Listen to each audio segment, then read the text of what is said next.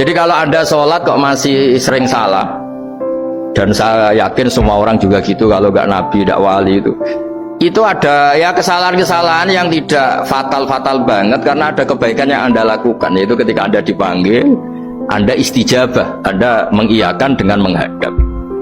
Ya, itu sudah bagus. Nah, setelah menghadap ternyata disuruh apa itu tidak nurut. Disuruh apa nggak nurut itu satu kesalahan yang tidak mengganggu poin pertama tadi, Anda menghadap. Sehingga banyak cerita di hadis-hadis, ada sahabat yang zaman itu tidak soleh-soleh banget. Zaman itu ketika Nabi, saya ini mau sholat ya Rasulullah, tapi jangan diminta berhenti dari begini-begini. Beliau menyebutkan sekian kemungkaran sahabat tadi. Nabi komentarnya itu sayan hahumayakul. Nanti kalau sering sholat lama-lama ya enggak begitu itu. Nah, ini kelirunya kita sebagai manusia. Lama-lama juga baik itu kita kira itu terus harus sekarang gitu loh.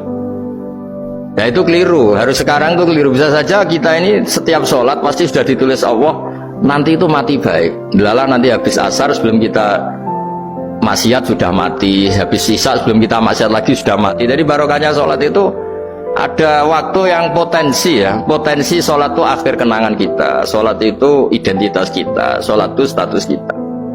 Nah, karena kita sholat itu pakai niat, niat itu komitmen. Sementara kalau Anda maksiat itu tidak pakai niat, karena zallah. Zallah itu ya ada niat maksiat, tahu-tahu mungkin di bis ketemu orang cantik, terus agak jelalatan, tapi kan tidak niat. Tapi kalau sampai sholat kan datang ke masjid, bayangkan diimami ini, nanti kamu takbir, nanti kamu baca ini, baca ini. Jadi benar-benar komitmen, itu status kita. Kata Said Zabidi disebut mautinuhu wa haqiqatuh. Baiknya umat Islam itu kalau taat itu mautinu, itu alamat resminya, itu statusnya, kata Said Zabidi. Tapi kalau dia maksiat itu zallah, zallah itu kepleset. Jadi tidak pernah jadi status kita. Semoga semua maksiat kita ini tidak status tapi zallah. Jadi ketika taat itu status hakikat kita, maka falubudiyah ya haqiqatuh wa mautinuhu wa dzatuh. Ini kata Said Abdul Az-Zabidi pengarang Ithal. Orang Islam itu orang yang ketika ibadah itu identitasnya betul, ketika ibadah itu Allahu Akbar, dia berharap rahmatnya Allah gini-gini. Nah ketika salah dia zallah, dia ngantor ya ada niat korupsi, dia ingin memenai negara ini, dia nyai juga agak ingin macam-macam gitu. Ya tapi karena manusia terus ada zallah. Nah semoga semua kesalahan kita ini zallah itu ya coro Jawa kepleset, tidak mental. Dan semua kebaikan kita ini mental, yaitu kebaikan yang jadi tempat kita, identitas kita, haqiqatuh wa mautinuhu wa dzatuh. Tapi jangan pernah berpikir kalau apa artinya sholat kalau kita masih melakukan kemungkaran, itu salah besar. Sholat itu wajib, dengan Anda sholat itu sudah mengurangi kemungkaran Anda, karena Anda tidak melawan ketentuan Allah Ta'ala. Kayak kita orang Indonesia, meskipun kita koruptor, mau jadi KTP Indonesia sudah bagus, kita mau jadi warga Indonesia, meskipun setelah itu kita korupsi dan salah, tapi lumayan jadi mau jadi warga apa? Indonesia. Orang mau sholat artinya dia menstatuskan diri sebagai hamba Allah. Teken kontrak, kalau saya ini hambamu ya Allah, anta robbi, iya kana butuh, iya kana stain. Soal salah ya salah aja, yang sama kita tetap warga Indonesia meskipun kita salah, meskipun kita koruptor, meskipun kita salah, tetap aja warga Indonesia yang berhak mendapat jatah makan meskipun di penjara, meskipun apa. Sama, kita ini hamba Allah yang mengakui kalau Allah itu Tuhan, kita hamba.